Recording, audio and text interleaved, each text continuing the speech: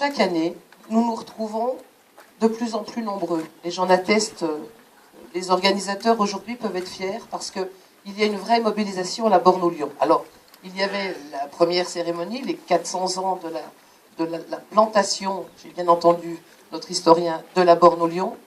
Mais au-delà de ça, cette ferveur dans cette cérémonie, alors ça tient certainement à une bonne organisation. Monsieur le Président, Monsieur le maire et Monsieur le Président de l'association des Amis de la borne aux lions et du Cré de Chalam, mais ça tient, je crois, aussi à ce lieu. On l'a vu tout à l'heure, c'est vraiment un lieu de symbole.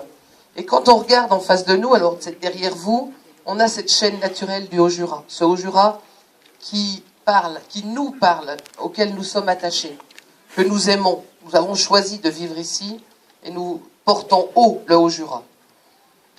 Cette chaîne naturelle, c'est une barrière naturelle, c'est une porte. L'autre côté, il y a les mêmes territoires, les mêmes populations, mais c'est l'autre côté de la montagne.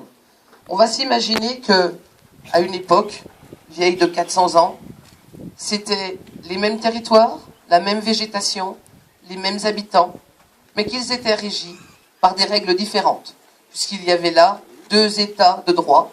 Et quand on parle d'état de droit, on sait bien qu'il y a forcément des règles de droit qui sont différentes. C'est cela, notre histoire de la France. Et puis plus récemment, c'était un lieu de la résistance.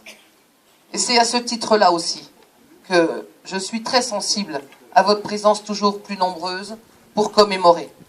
Parce que nos générations, la mienne, celle de nos enfants, de mes petits-enfants, mais celle aussi de mes parents, nous avons 2 contraintes par rapport à notre histoire de France. La première, c'est bien sûr de commémorer. Et c'est tout l'enjeu de cette réunion aujourd'hui, de ce rassemblement respectueux.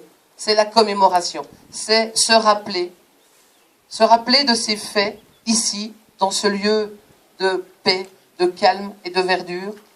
Se dire que ce fut à une époque un lieu de sang, un lieu de mort, un lieu de guerre. C'est cela commémorer.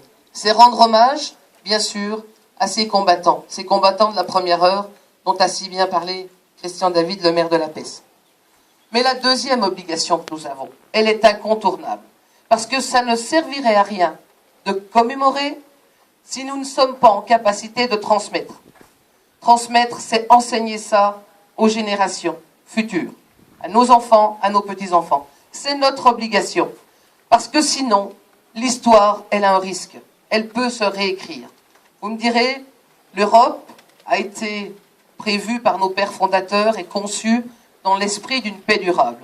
Aujourd'hui, nous avons gagné. Nos pères fondateurs ont eu raison de construire une Europe parce qu'elle nous permet de vivre en paix durablement.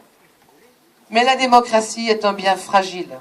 Il faut sans cesse combattre pour la maintenir. Nous sommes aujourd'hui des citoyens debout en Europe. Ce n'est pas le cas partout dans le monde. Cette vocation à être des citoyens debout en Europe et en France, nous la devons à notre histoire. Transmettons notre histoire pour que restent vivantes les dangers et les dérives que lorsqu'on ne transmet pas l'histoire, notre pays pourrait connaître. C'est fondamental, c'est l'avenir de notre pays, c'est l'avenir des générations à venir, c'est la paix dans l'Europe. Vive la République, vive la France.